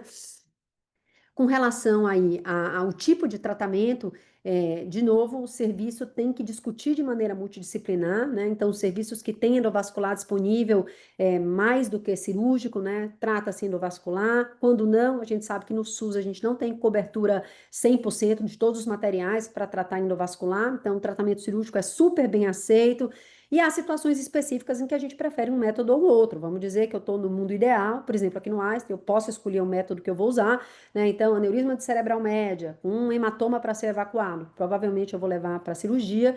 Aneurisma de circulação vértebro-basilar, há alguma evidência de que o tratamento endovascular seja melhor. E a Carla mostrou aqui os resultados do ISAT, né? Então, quando a gente tem um aneurisma que tem a possibilidade de ser tratado tanto por endovascular quanto por neurocirurgia, o ISAT mostrou um benefício funcional do tratamento endovascular, com a ponderação de que os pacientes que são tratados com cirurgia têm um tratamento mais definitivo. É mais provável que eu tenha que retratar um paciente mais para frente, se ele recebeu o tratamento endovascular, do que o tratamento cirúrgico, que faz sentido. Quando eu coloquei um clipe ali, provavelmente, se o procedimento foi bem feito, aquele aneurisma não deve reaparecer. Então, a ideia é a gente ter essas reuniões multidisciplinares. Na Unifesp, a gente faz uma reunião semanal, inclusive nas quartas-feiras pela manhã, onde a gente tem o grupo da endovascular, o grupo cirúrgico, a gente que faz a neurovascular, neuro-UTI, discutindo. Nem sempre a gente consegue indicar o tratamento que a gente acha que é o melhor, né, por a gente estar no SUS, mas o ideal é que a gente entenda qual seria o melhor tratamento para aquele paciente e que tenha aí um serviço que entenda quais são as possibilidades de tratar o paciente aí o mais precoce possível. E aí ele vai para a UTI e entrou nessa fase de neuromonitorização, né? Então, tratei o aneurisma, agora com o aneurisma tratado, se ele evoluir com isquemia cerebral tardia, eu vou conseguir aplicar as terapias que eu tenho para aplicar. A Carla já discutiu com vocês aí as diversas modalidades de monitorização desses pacientes dentro da UTI, né? E a gente vai focar um pouquinho mais no diagnóstico dessa condição, que é a isquemia cerebral tardia, que é responsável pela incapacidade de mais ou menos metade dos pacientes que sobrevivem aí ao sangramento agudo, né? Então, a gente sabe que existe uma correlação da chance de isquemia cerebral tardia com o tanto de sangue que tem na tomografia. Quanto mais sangue cisternal, maior a chance de esse paciente evoluir com isquemia cerebral tardia. A gente recomenda o uso da escala de Fischer modificada, né, que é uma escala que vai aí de 0 a 4, sendo 0 a ausência de sangue subaracnóide, aquele paciente que eu detectei, fiz o diagnóstico, né, por punção licórica só, e 4, aquele paciente que tem essa imagem, né, que é o sangue ventricular bilateral e o sangue cisternal denso, né? Então, às vezes a gente vê a classificação por radiologistas chamando de ranking de Fischer modificado de 4 quando tem aquela recirculação no ventrículo. Não, então, na escala criada aí pelo grupo aí do Han Classen, né, na Colômbia, a gente classificou como 4 quando a gente tem sangue bilateral nos ventrículos, então sangue denso e sangue cisternal denso. Isso se associa a um risco bem maior de isquemia cerebral tardia do que quando eu tenho só o sangue cisternal. O Ayrton Leonardo, né, então, juntamente com um grupo internacional do SAHIT, sugeriu a criação de uma escala que condensa os dados clínicos e os dados tomográficos, que é a escala do Vasograde, né? Então, quando ele chama de verde um paciente que tem um bom grau clínico e um bom grau tomográfico, então tem pouco sangue cisternal e tem um exame neurológico bom. Quando esse paciente tem muito sangue cisternal, mas tem um exame neurológico bom, então não está comatoso, ele chama de amarelo. E quando a gente tem o grau clínico ruim, né, independente da quantidade de sangue cisternal, eles chamam de vermelho e eles mostram que o Vasograde é um preditor independente de isquemia cerebral tardia, né? Então, a Natália Vasconcelos, que foi nossa residente, depois fez a terapia endovascular, hoje está nos Estados Unidos, refazendo a residência, aplicou essa escala do Vasograde na série da Unifesp, mostrou que a gente tem resultados semelhantes aí aos resultados canadenses, né? Que o Vasograde consegue prever isquemia cerebral tardia, né? Quando a gente vai do verde para o amarelo para o vermelho, e também é um preditor de ranking em longo prazo, tá? Então, quanto pior o Vasograde, maior a chance daquele paciente ficar incapacitado em longo prazo, né? Então, assim, como é que eu monitoro esse paciente, né? Então, como é que eu vou saber que o paciente está desenvolvendo isquemia cerebral tardia, né? E o que que eu posso fazer para evitar isso, né? A Carla já falou um pouco dessa estabilização inicial. O uso da nimodipina é uma das poucas indicações classe 1A em hemorragia subaracnoide, né? Então, a gente tem uma fisiopatologia que é uma fisiopatologia bem complexa, porque antes a gente achava que a isquemia cerebral tardia era única e secundariamente, né, um desfecho associado ao vasoespasmo, e hoje a gente sabe que não, né? Então, existe vasoespasmo, é uma das principais causas, mas existe disfunção endotelial, existe aí o papel da depressão cortical alastrante, que a gente não sabe muito ainda como tratar, mas a gente sabe que é bastante frequente no paciente neurocrítico. Esses pacientes têm uma atividade, né, procoagulante, então eles podem trombosar in situ, e tudo isso pode contribuir para a ocorrência da isquemia cerebral tardia, né? Então, existem alguns trabalhos tentando, por exemplo, usar ketamina, né? Então, como bloqueador de canal de cálcio, levando a uma diminuição dessa despolarização alastrante, e talvez isso seja um mecanismo para mitigar a ocorrência do que a gente chama de isquemia cerebral tardia, né? Mas vamos começar do início, né? Então, a gente sempre achou que a isquemia cerebral tardia era uma consequência do vasoespasmo. O vasoespasmo acontece, ponto com. Então, a gente sabe de trabalhos aí da década de 80, 70, que por volta do quarto dia, quando a gente faz angiografia seriada, né, os pacientes têm um estreitamento dos vasos da base, né? Esse estreitamento começa principalmente a partir do quarto dia e costuma ir até o 14º. Então, quando a gente fala para vocês que o paciente é muito grave, ele precisa ter um exame de Doppler, um exame de monitorização, pelo menos até o 14º dia, a gente está citando esse artigo aqui de 1978, né, que avaliou a angiografia cerebral desses pacientes de uma maneira seriada, né? De 78 para cá, obviamente, então, a gente evoluiu muito naquela Torre de Babel e hoje a gente tem a definição do que é o vasoespasmo. O vasoespasmo é o espasmo do vaso. Quando a literatura chamava de vasoespasmo sintomático, né, então, que é o paciente que tem o espasmo do vaso e tem um sintoma clínico associado a isso, a recomendação é que a gente use hoje o termo de isquemia cerebral tardia, né? Então, hoje a gente tem a definição de isquemia cerebral tardia, que é um déficit focal, né? Então, uma hemiparesia, uma heminegligência ou uma queda de 2 pontos na escala de Glasgow, sem outra causa determinada, durando pelo menos 1 hora, né? E a gente não tem outra explicação para que aquilo aconteça. A gente pode ou não ver o vasoespasmo, e quando a gente faz a tomografia e tem isquemia naquela área, a gente vai chamar isso de infarto cerebral associado à isquemia cerebral tardia. Então, essa é a definição, né? Então, esse é um documento de 2011 da Neurocritical Care, e de lá para cá, todos os estudos em vasoespasmo e isquemia cerebral tardia têm usado aí essa definição. Então, o espasmo do vaso, como é que eu posso ver? Eu posso ver através de angiografia, né? Então, aqui o filete de sangue passando aqui na angiografia digital. Claro que eu não consigo fazer angiografia de maneira rotineira, como aquele trabalho da década de 70 fez. Então, a gente procura técnicas à beira-leito que consiga detectar esse espasmo do vaso. Então, uma das técnicas mais utilizadas é o Doppler transcraniano, né? Então, a gente tem uma diminuição aí do raio do vaso, né? Então, com isso, a gente tem um aumento da velocidade pela lei de Poiseuille, onde está passando aquele sangue num local mais estreitado, e a gente tem uns parâmetros clínicos que definem a ocorrência ou não aí de vasoespasmo associado ao exame de Doppler transcraniano. Às vezes a gente detecta o espasmo do vaso e muitas vezes o paciente está comatoso, sedado, e a gente, no final das contas, não consegue usar aquela definição de 2011, né, de se o paciente teve um déficit focal ou se teve uma piora do Glasgow de 2 pontos ou mais.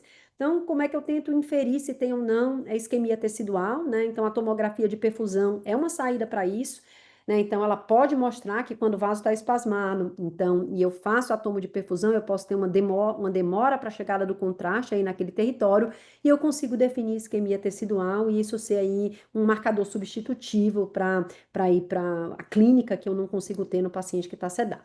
Existe, na verdade, alguns estudos tentando avaliar múltiplos parâmetros além dos exames de Doppler e dos exames do exame clínico do paciente, né? Então, utilizando inteligência artificial, tentando prever quem é o paciente com risco maior de evoluir com isquemia cerebral tardia. Nayara é nossa aluna de doutorado lá da Unifesp, né? Com a colaboração com o professor João Breiner, que é da neurologia e da informática médica, onde a gente está tentando criar um modelo de machine learning, imputando dados fisiológicos do Doppler transcraniano e dados clínicos que consigam nos ajudar a prever quem é o paciente que vai desenvolver a clínica de isquemia cerebral tardia. Então, resumindo, como é que eu faço o diagnóstico? Então, eu tenho, para chamar de isquemia cerebral tardia, eu tenho que ter a clínica.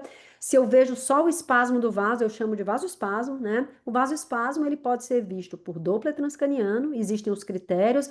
Então, o critério mais aceito é a gente ver uma velocidade média acima de 120 centímetros por segundo, com o índice de Lindegard, que é uma comparação entre a velocidade na cerebral média e na carótida cervical acima de 3.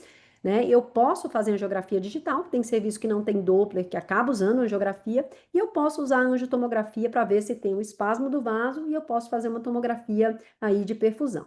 Sempre lembrando que o exame neurológico é muito importante para definir se é isquemia cerebral tardia ou não, né? Então, eu tenho que saber se tem clínica, porque só se tiver clínica é que eu vou tratar aquele paciente. Existem os substitutivos para o exame neurológico quando aquele paciente está sedado por motivos outros, como crise de epilepsia ou hipertensão intracraniana. Posso usar a tomo de perfusão. Os parâmetros aceitos é um tempo médio de trânsito acima de 6 segundos ou uma prolongação mais de 1,5 vez quando comparado com o hemisfério contralateral. Se você tem vasoespasmo bilateral, fica difícil de fazer esse diagnóstico.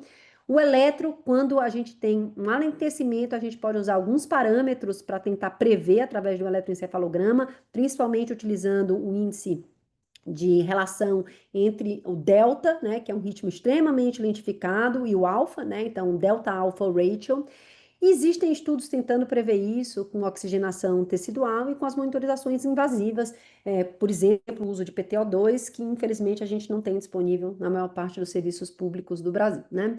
Então, aqui, por exemplo, essa revisão narrativa da Neurocritical Care mostra o protocolo de uma universidade americana, onde eles não usam Doppler, né? Então, eles usam um exame neurológico associado a tomo e tomo de perfusão. Eles preconizam a realização desse exame em alguns dias específicos, né? E eles fazem uma nova angiografia para todo mundo por volta do 10º dia. Esse é um protocolo que é um protocolo um pouquinho diferente dos protocolos mais frequentes. A maior parte dos serviços que tem o Doppler disponível acaba utilizando o Doppler transcraniano, porque a gente acaba poupando as tomos de perfusão, injeção de contraste e a realização de angiografia digital, que é um método aí invasivo, né? Bom, e aí como é que a gente trata isso, né? Uma vez que a gente identifica que tem isquemia cerebral tardia, eu não vou repetir os dados acerca de nimodipina, mas é uma das coisas mais potentes que a gente pode fazer para o nosso paciente, é de fato dar nimodipina. Então, trabalhos da década de 90, mostrando a correlação com um benefício funcional em longo prazo. Como a Carla falou, provavelmente por mais de um mecanismo, né? Não só por prevenir ou ajudar no vasoespasmo, mas também por ser um neuroprotetor, né? O mecanismo a gente não sabe exatamente qual é. Portanto, que a ideia foi tentar usar bloqueador de canal de cálcio, né, de outras formas. Por exemplo, tentar utilizar aí a nimodipina quando o paciente é operado, né, aplicado no espaço subaracnoide, né? Então a gente tem essa ideia de vamos aplicar PET de nimodipina local para vasodilatar aí esse paciente. Isso é experimental, a gente não tem dado positivo, foi um estudo de fase 2 que se chamou Newton. Infelizmente, a gente aí deu com aí, os burros na água quando a gente tentou usar outras coisas, né? Então, a gente falou um pouquinho sobre o uso do magnésio, do clazosentan, né? Então, a nimodipina, ela ainda parece ser aí um método de prevenção, um método ideal, né? E a gente falou um pouquinho, acho que foi uma das primeiras perguntas da Raíssa, do uso da terapia dos 3Hs, né? Então, quando o paciente faz sintoma clínico, a nimodipina é para prevenir, quando o paciente faz sintoma clínico, infelizmente, a terapia dos 3H, ela foi utilizada durante muito tempo, mas a gente não tem dado de literatura, então não vale a pena fazer hemodiluição, né? Então, aquele paciente precisa, na verdade, ter uma capacidade de carregação de oxigênio maior. E hipervolemia pode ser deletério, imaginem no paciente que pode estar fazendo edema pulmonar neurogênico, né? Então, aqui o que sobra é eventualmente a redução de hipertensão, que a gente sabe que fisiologicamente consegue aumentar o fluxo sanguíneo aí cerebral, né? Então, esse é o que, quando o paciente tem sintoma, é o que a gente costuma fazer. Então, os dados do estudo com magnésio, que se chamam MEST2, não mostrou nenhum benefício clínico quando a gente comparou o grupo que usava magnésio em alta dose com o grupo placebo.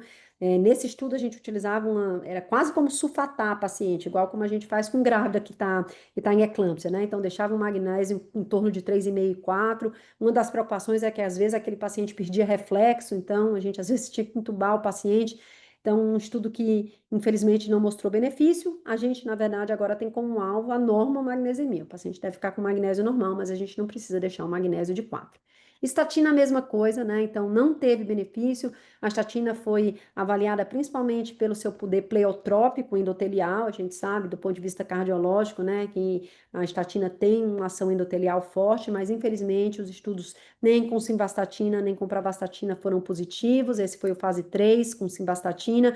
O que a gente recomenda é o seguinte: se o paciente usa estatina, se não tem nenhuma contraindicação a continuar, a gente faz a reconciliação da medicação e mantém o uso da estatina durante a internação.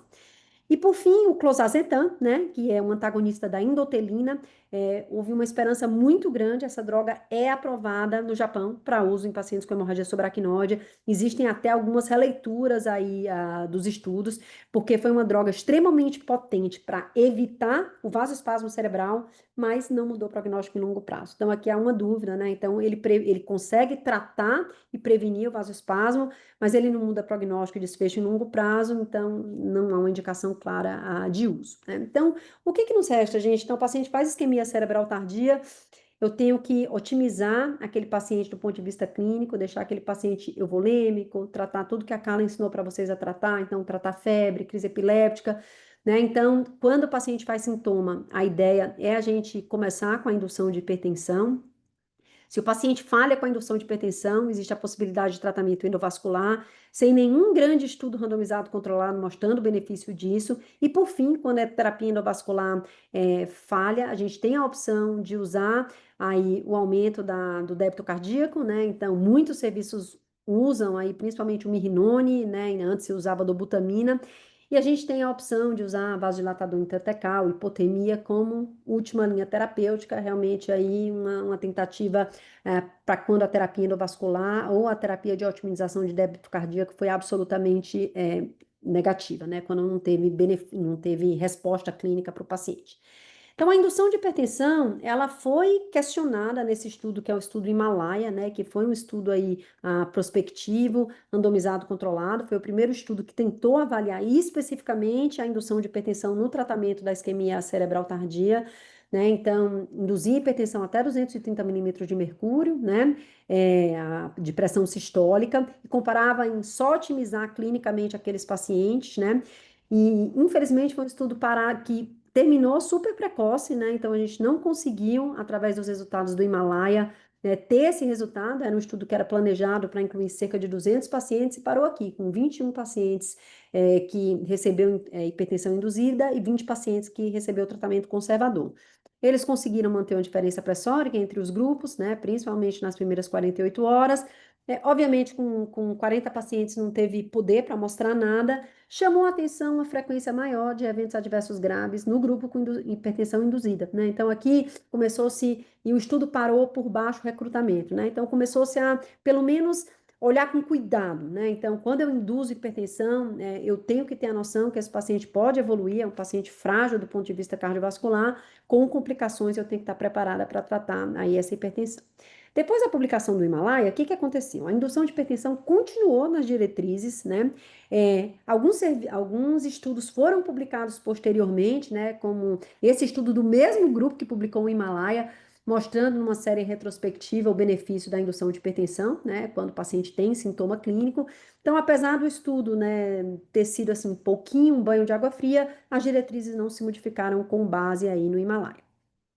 Mas quando a indução de hipertensão não funciona, né, o que a gente pode fazer? Então, o uso do milrinone é uma opção. Esse é o protocolo original de Montreal, que já foi adaptado e modificado, onde a gente começa. Então, quando a gente falha a hipertensão e a gente resolve dar milrinone, então a gente tenta manter a pressão arterial média estável, então a PA sistólica em torno de 120, 130, não deve deixar o paciente hipotenso.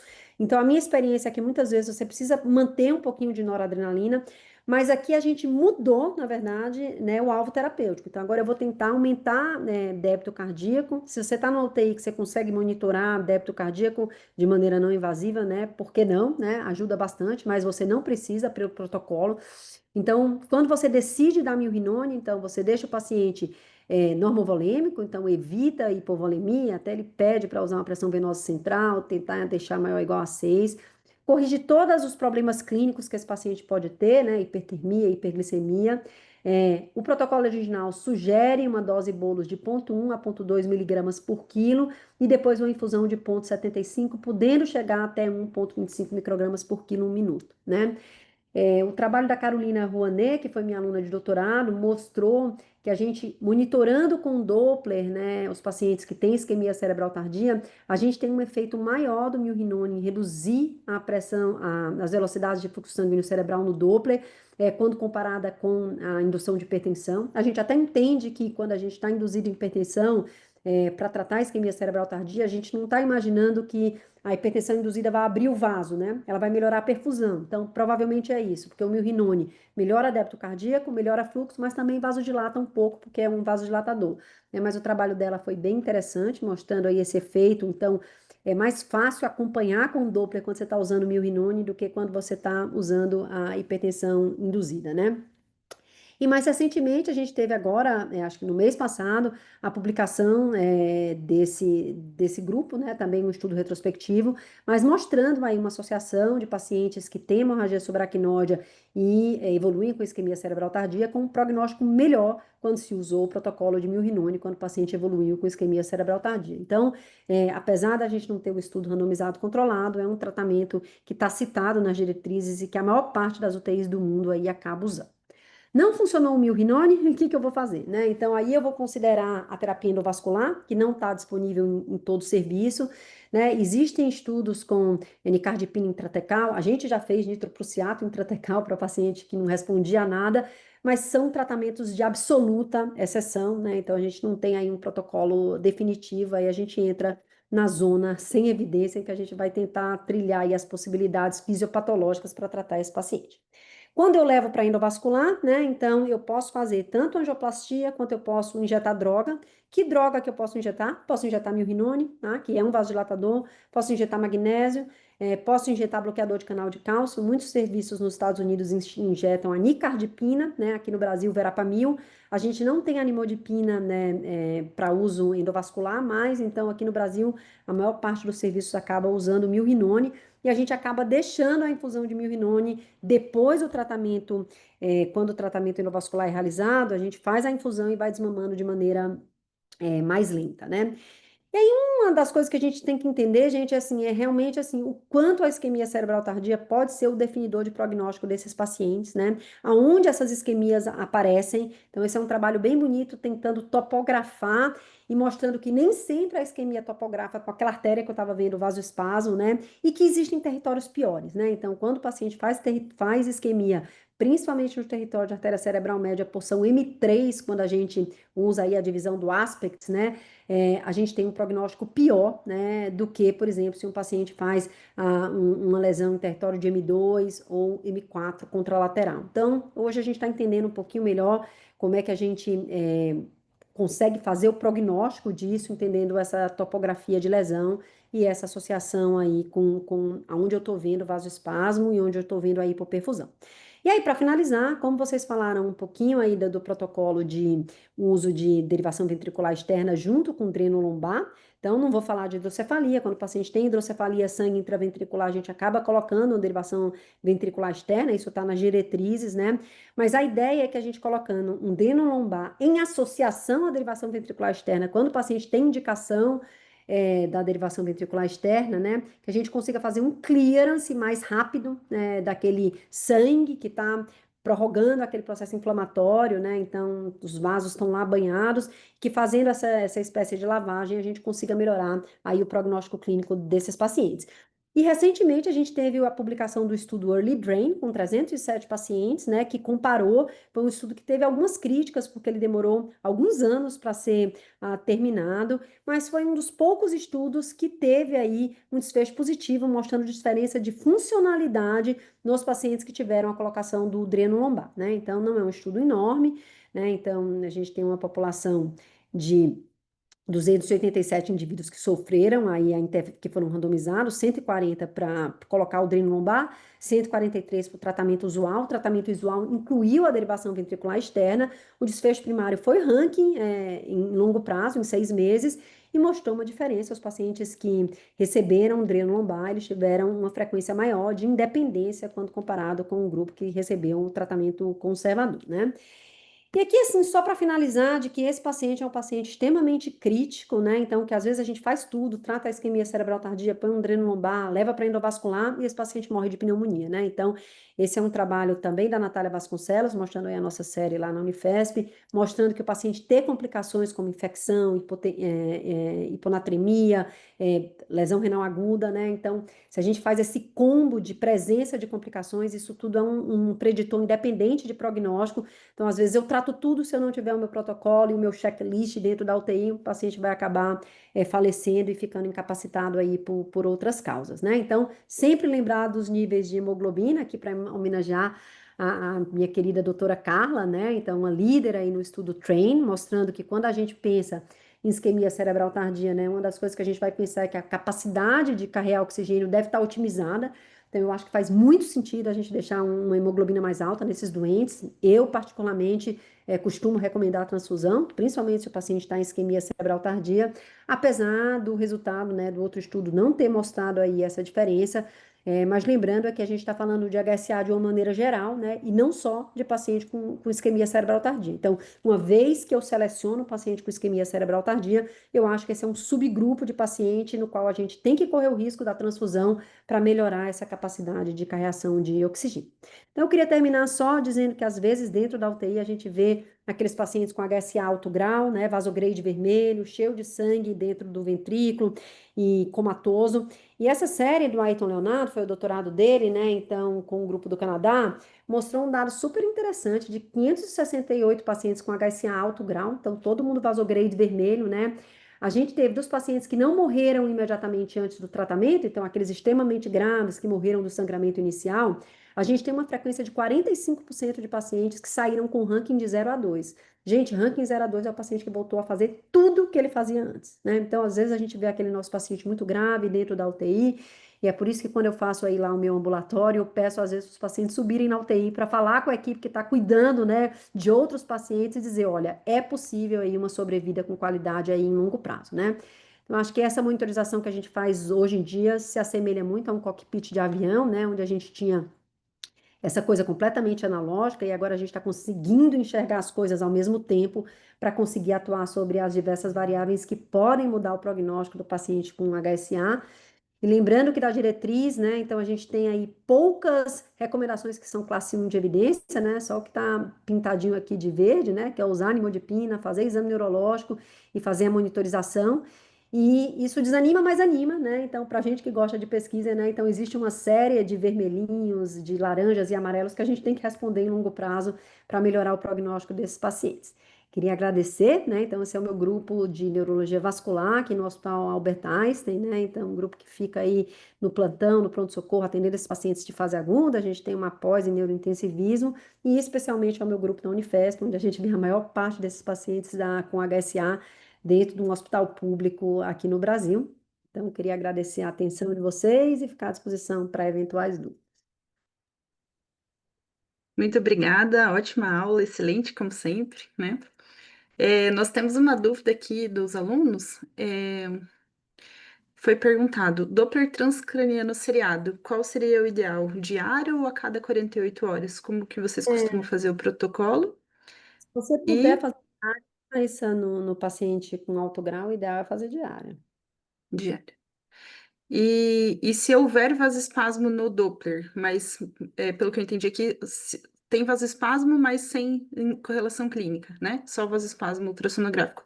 Para onde a gente coloca a meta de alvo pressórico? Não tem meta pressórica, né, com base no Doppler. Se o paciente está bem, então você vai manter aquele seu paciente euvolêmico. O cérebro é super esperto, ele sabe autorregular, então deixa ele fazer a pressão que ele está querendo fazer. Se o paciente estiver com um aneurisma tratado, o que a gente recomenda é não deixar hipotensor, né? Então, o paciente não precisa na fase aguda, é melhor a gente deixar aí o paciente autorregular, não dar medicação antipertensiva, exceto se aquele paciente começa a passar de 220, faz alguma lesão de órgão-alvo, né? Então, não tem meta pressórica guiada pelo Doppler, gente, exceto se o paciente tiver clínica, né? Perfeito. Só mais uma dúvida, enquanto isso vocês quiserem colocando mais dúvidas, pessoal, eu vou passar nossas perguntas aqui do Mentimeter, se vocês quiserem comentar as respostas. É, E uma dúvida também, assim, se, por exemplo, o paciente, ele tem múltiplos aneurismas, né? E um deles sangrou e foi já clipado, embolizado. Isso muda nosso pensamento sobre a meta pressórica, tendo outros aneurismas, é, O aneurisma constatados no exame? não, o aneurisma não roto não influencia a meta pressórica, você pode tratar com tranquilidade no hipertensão e tem dado retrospectivo disso na literatura. Bacana. Eu vou passar aqui, então, as perguntas para a gente ver se os alunos muda alguma coisa agora nas respostas. Eles respondem só no começo, tá? Mas vamos ver que no começo deu algumas dúvidas, né? Várias respostas tiveram mais de uma alternativa marcada. Só relembrando aí o nosso teste de progresso para todo mundo fazer inscrição. Essa primeira pergunta, então, era sobre uma HSA aneurismática, um aneurisma de 7 milímetros na artéria comunicante, e pedia ali as condutas gerais no início, né? Então, a mais votada aqui foi a correção do aneurisma, clipagem ou embolização nas primeiras 24 horas, manter a euvolemia e monitorar os sinais de isquemia cerebral tardia e iniciar nimodipino. Acho que é isso mesmo, pessoal. Aqui a maioria acertou, né? Tem as outras questões aqui que não estavam corretas, que falavam em 72 horas, que a professora Carla comentou que seria do guideline anterior, né? Então, agora o mais atual, reforçando aí todos os esforços para correção do aneurisma nas primeiras 24 horas. E as outras têm alguns erros também, né? Então, evitar intervenções invasivas e suspender o nimodipina, que também estão incorretas, né? Então, a pessoal, a maioria acertou aí a questão. E a próxima era sobre um paciente com HCA aneurismático apresentando piora neurológica súbita no quinto dia após sangramento, com novo déficit motor. Nesse caso aqui, a gente entendendo que o aneurisma estava tratado já e ele fez aí uma isquemia cerebral tardia, né? Um Doppler transcraniano revela vasoespasmo na artéria cerebral média. Então, qual seria a nossa conduta? Então, a primeira colocada aqui foi caso persista com déficit mesmo após a hipertensão induzida, poderá ser submetida a angiografia e possível angioplastia transluminal ou terapia intraarterial. As outras falavam aqui sobre Doppler transcraniano e só repetia a angiotomo sem outra conduta, né? Seria só continuar a monitorização. Seria incorreta. Iniciar a terapia triplo H, que a professora mostrou também que não é mais o indicado, né? Então, a gente faz a hipertensão sim, mas a volemia mirando em uma euvolemia, né? E a hemodiluição também não é mais usada. E a quarta opção, que também estaria incorreta, seria apenas administrar o nimodipina. O nimodipina, claro, vai continuar, né? Mas tem outras condutas a serem feitas, seria a mais indicada a questão, a alternativa 1. Nesse caso, professora, então, por exemplo, primeira alternativa, primeira conduta seria a indução da hipertensão, e na sequência, vocês tentariam ali um milrinone, ou então passaria para já uma tentativa de de conduta endovascular? Acho que depende, a Carla está com a mão levantada, mas eu acho que depende da disponibilidade do serviço, né, Raíssa? Se Uhum, o grupo de endovascular estiver presente na hora, você conseguir levar, né? Então, assim, uma das coisas que a gente frisa quando a gente induz hipertensão ou quando a gente começa a milrinone é que não adianta ligar a milrinone ou induzir hipertensão e ver o paciente daqui 12 horas, né? Então, é igual um AVC isquêmico, está acontecendo uma isquemia ali, foi por isso que você começou o tratamento. Então, você reavalia, seja clinicamente, seja com Doppler, dentro de 1 a 2 horas. Se a tua terapia não funcionou, você tem que escalonar, né? Então, uhum. 1 a 2 horas aí milrinone, 1 a 2 horas terapia endovascular. Infelizmente não é o que acontece na maior parte dos serviços, né? Mas se você tem a terapia endovascular ali à mão, você pode levar direto para o endovascular antes do milrinone. Bacana. Então, se me permitem, eu queria também, né, perguntar exatamente esse desafio, assim, quando o paciente tem esse quadro, do que a gente vai fazer. Considerando os nossos serviços que, às vezes, não vão ter uma hemodinâmica prontamente disponível. E nós conseguimos, então, fazer esse diagnóstico do paciente, seja clínico, seja com o Doppler, por exemplo, à beira-leito. E no paciente que não pode o diagnóstico clínico, aquele paciente que está em coma, né, que nós vamos fazer? Então a gente viu pelo Doppler que ele tem um vasospasmo, mas às vezes ele também está grave, é difícil transportar até para a hemodinâmica para poder fazer essa terapia, ou a gente não tem hemodinâmica disponível. Daí eu queria ver a opinião, assim, né, de vocês, porque o uso do Milrinone, na verdade, ficaria como uma segunda opção, assim. O ideal mesmo pelo que estava, assim, no guideline, é realmente a gente fazer a parte mecânica do tratamento intra-arterial. Mas, nos serviços onde a gente não pode fazer isso, se a gente poderia, né, eu sei que ainda não temos uma tranquilidade para fazer, com um nível de evidência adequado, mas talvez seja um racional usar o Milrinone, que é o que a gente tem, para uma primeira instância, e fazer o controle com o Doppler transcraniano. Porque nesse paciente super grave, com falha da autorregulação, às vezes a indução da hipertensão pode até piorar e evoluir com hipertensão intracraniana, né. Então, queria ver a opinião de vocês a respeito disso, assim, da gente ser mais, assim, complacente para poder usar mais Milrinone para esse primeiro momento e assim que ele tiver realmente a opção de ir pra hemodinâmica, abrir o vaso mecanicamente e controlar pelo Doppler transcraniano, como o trabalho da Carol Lanet, se realmente, né, ele abriu e uma forma de monitorizar o paciente crítico grave beira-leito. Acho que faz muito sentido, Carla. Na verdade, assim, né? A gente não tem evidência para começar com uma com outra. A evidência de Milrinone, ela é tão forte, na minha opinião, né? Então, se a gente parar para olhar as duas coisas, quanto o uso de indução de hipertensão.